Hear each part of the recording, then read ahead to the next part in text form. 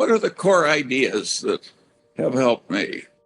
Well, luckily, I got at a very early age the idea that the safest way to try and get what you want is to try and deserve what you want. It's such a simple idea. It's the golden rule, so to speak. You want to deliver to the world what you would buy if you were on the other end. There is no ethos, in my opinion, that is better for any lawyer or any other person to have. By and large, the people who've had this ethos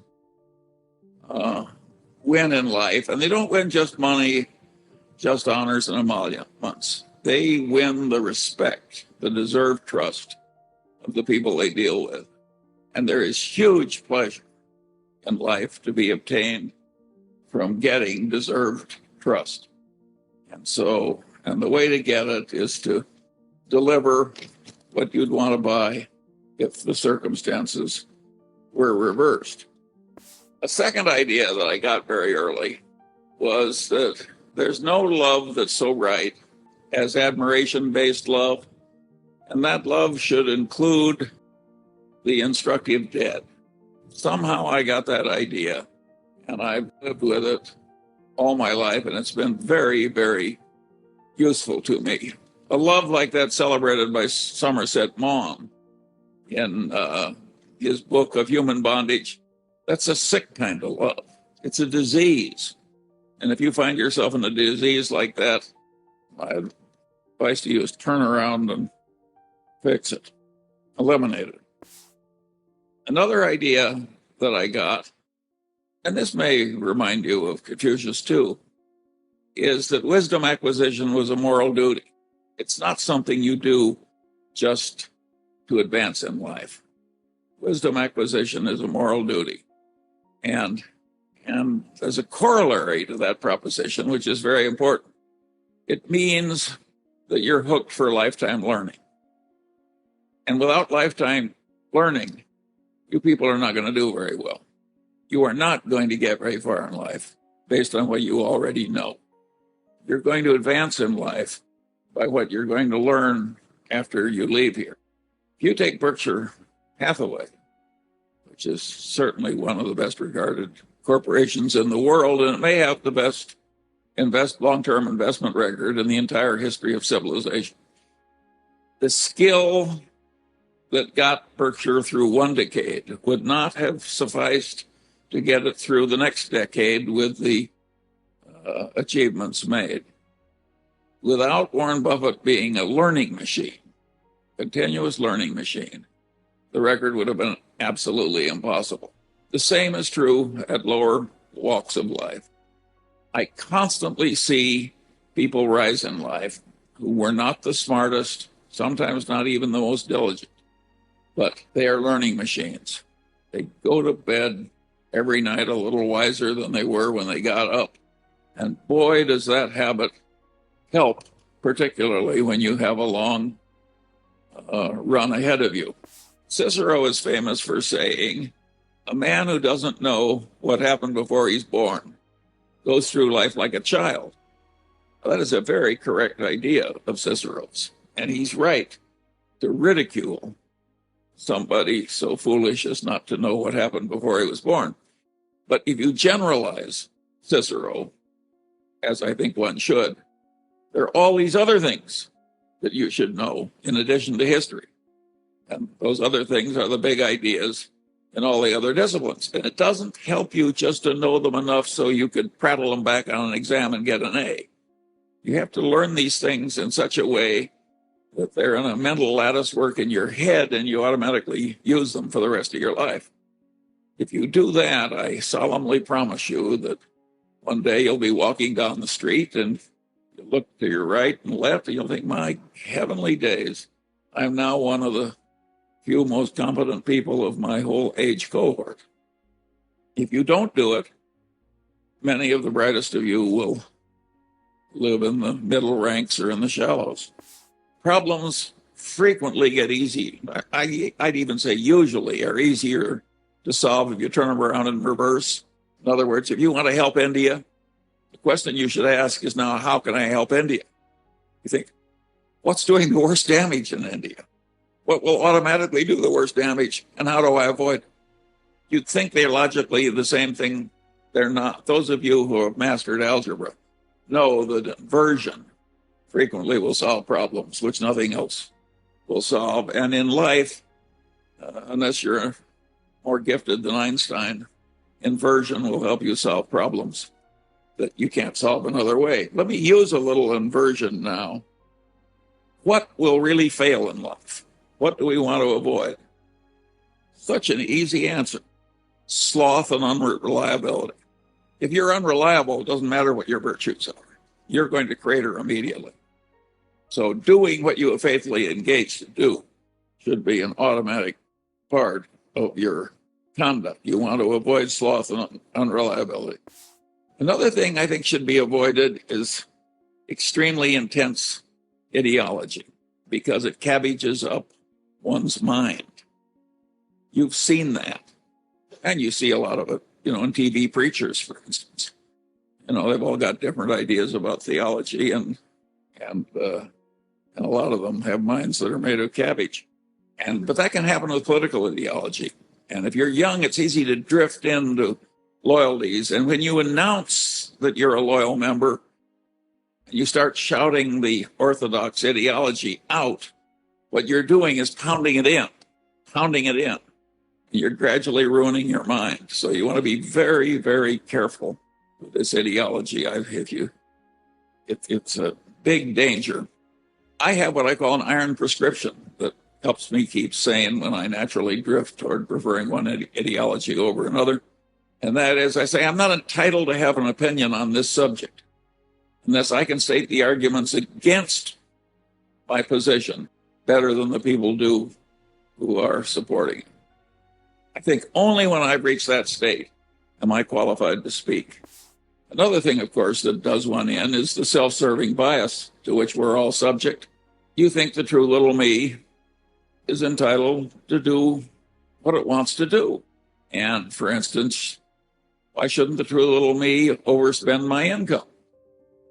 Well, there once was a man who became the most famous composer in the world, but he was utterly miserable most of the time. And one of the reasons was he always overspent his income. That was Mozart. If Mozart can't get by with this kind of asinine conduct, I don't think you should try it. And of course, the self-serving bias, you want to get out of yourself. Thinking that what's good for you is good for the wider civilization, and rationalizing all these ridiculous conclusions based on this subconscious tendency to serve oneself it's a terribly inaccurate way to think.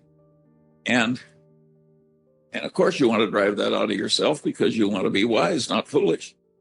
You also have to allow for the self-serving bias of everybody else, because most people are not going to remove it all that successfully, the human condition being what it is. If you don't allow for self-serving bias in your conduct, again, you're a fool. You just aren't competent. I watched the brilliant Harvard Law Review trained general counsel of Solomon lose his career. And what he did was, when the CEO was aware that some underling had done something wrong, the general counsel said, gee, we don't have any legal duty to report this, but I think it's what we should do. It's our moral duty. And the general counsel was totally correct. But of course, it didn't work. It was a very unpleasant thing for the CEO to do, and he put it off and put it off and put it off. And in due course, why the thing eroded into a major scandal, and down went the CEO and the general counsel with him. The correct answer in situations like that was given by Ben Franklin. It says, if you would persuade, appeal to interest, not to reason. The self-serving bias is so extreme. If the general counsel said, look, this can erupt in something that will destroy you, take away your money, take away your status, it's a perfect disaster, it would have worked.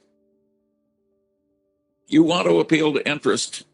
You want to do it with lofty motives, but you should not avoid appealing to interest. Generally speaking, envy, resentment, revenge, and self-pity are disastrous modes of thoughts. Self-pity gets pretty close to paranoia, and paranoia is one of the very hardest things to reverse. You do not want to drift into self-pity. I have a friend who carried a big stack of Lenin cards, about this thick. And when somebody would make a comment that reflected self-pity, he would take out one of the cards, take the top one off the stack, and hand it to the person. And the card said, "Your story has touched my heart. Never have I heard of anyone with as many misfortunes as you." Well, you can say that's waggery. But I suggest that every time you find you're drifting into self-pity, and I don't care what the cause, your child can be dying of cancer, self-pity is not going to improve the situation. Just give yourself one of those cards. It's a ridiculous way to behave. And when you avoid it, you get a great advantage over everybody else, almost everybody else, because self-pity is a standard condition. And yet you can train yourself out of it. Anybody who's read your life, you're a testament to the idea that to not be a victim, but to be a survivor. And it's an attitude that has helped me in my short life so far. Could you perhaps expand on that idea, how it's helped you, and how that is perhaps one of the greatest ways to live your life out, regardless of what happens to you? Of course, feeling like it's rather interesting to make change. Some people are victimized by other people. And if it weren't for the indignation that causes, we wouldn't have reforms that we need. But that truth is mixed with another. It's very counterproductive for an individual to feel like a victim, even if he is. Best attitude is just to be cheerful about everything and keep plugging along. And therefore, I don't like politicians that get ahead by trying to make everybody else feel like a victim. And they make my flesh crawl, and I just don't believe in it. Of course, who wants to be a victim instead of a survivor? Of course we want, but feeling like a victim, you can recognize your position is bad and try and improve it. That's okay. But to have a deep feeling of victimhood and it's all somebody else's fault is a very counterproductive way to think. People don't even like being around it. It's really stupid. And yet our politicians build on it and try and make their careers work by doing something that's very bad for all the people they're talking to. And they think they're doing the world's work. You know, it's crazy. It's absolutely crazy. Another thing, of course, is that life will have terrible blows in it. Horrible blows. Unfair blows. Doesn't matter. And some people recover and others don't. And there, I think the attitude of Epictetus is the best. He thought that every mischance in life was an opportunity to behave well. Every mischance in life was an opportunity to learn something. And that your duty was not to be submerged in self-pity, but to utilize the terrible blow in a constructive fashion. That is a very good idea. You may remember the epitaph which Epictetus left for himself. So here lies Epictetus, a slave, maimed in body, and the ultimate in poverty and favored of the gods. Well, that's the way Epictetus is now remembered. He's had big consequences. And he was favored of the gods. He was favored because he became wise, and he became manly. Objectivity maintenance. Well, we all remember that Darwin paid special attention to disconfirming evidence, particularly when it disconfirmed something he believed and loved. Well, objectivity maintenance routines are totally required in life if you're going to be a correct thinker. And there we're talking about Darwin's attitude, special attention to the disconfirming evidence, and also to checklist routines. Checklist routines avoid a lot of errors. You should have all this elementary wisdom, and then you should go through a mental checklist in order to use it. There is no other procedure that will work as well. Another thing that I found is that an intense interest in a subject is indispensable if you're really going to excel in it. I could force myself to be fairly good in a lot of things, but I couldn't be really good in anything where I didn't have an intense interest. So to some extent, you're going to have to follow me in, if at all feasible. You want to drift into doing something in which you have a natural interest. Now, let me leave you with some words from John D. Rockefeller, Edward Thorp, and Nassim Nicholas Taleb on some of these rules. Deserve what you want. John D. Rockefeller wrote to his son, "You have to teach your children that if they want to perfect themselves, gain achievements, enjoy the joy of success, win the respect of society, and praise life, they can only create with their own hands. Let them know that the crown of honor will only be worn on the heads of those who dare to explore. Let them know that diligence is for themselves, not for others, and they are the biggest beneficiaries of diligence." Be a learning machine. Edward Thorp wrote in his book, "Education builds software for your brain. When you are born, think of yourself as a computer with a basic operating system and not much else. Learning is like adding programs, big and small, from drawing a face to riding a bicycle to reading to mastering calculus. You will use these programs to make your way in the world. Much of what I've learned came from schools and teachers. Even more valuable, I learned at an early age to teach myself. Never drift into self-pity and never feel like a victim."